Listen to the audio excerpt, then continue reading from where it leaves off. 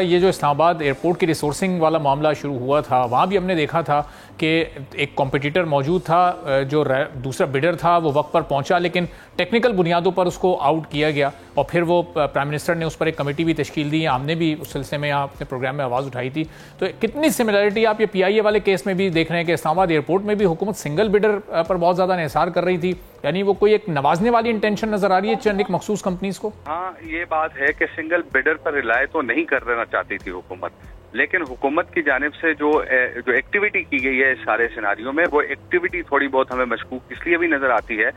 کہ ایک سنگل بڈر جو ہے وہی ایک بولی دہندہ آ چکا ہے. آپ نے رولز میں بھی ترمیم کر دی ہے، تمام چیزیں کر دی ہیں، تو اٹ مینس کہ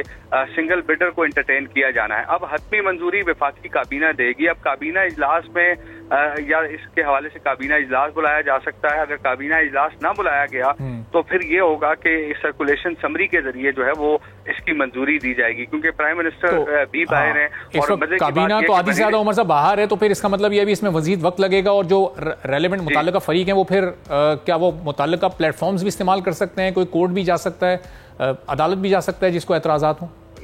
اس میں کوئی دو رائے نہیں ہے کہ اس کو باقاعدہ طور پہ چیلنج کیا جا سکتا ہے، اس بیڈنگ کے عمل کو، اور اگر اس بیڈنگ کے عمل کو چیلنج کیا گیا تو پھر ایک معاملہ لٹکے گا. میں آپ کو ایک بڑے انٹرسٹنگ بات بتاؤں کہ کل جو سینٹ کی پرائیویٹائزیشن کمیٹی ہے اس کے چیئرمین ہے طلال چودھری صاحب، تو ان سے میری بات ہو رہی تھی، تو میں نے کہا کہ کیا دیکھ رہے ہیں کہ ہوگی، تو انہوں نے کہا کہ شاید دسمبر تک ہو جائے، یہ ان کے الفاظ تھے. تو اس لیے ان کو کوٹ کر رہا ہوں کیونکہ میں نے ان سے سوال کیا تھا کہ کیا پاسبلٹی ہے کہ ایک سنگل بڈر ہے اس کو آپ بڈنگ پہ.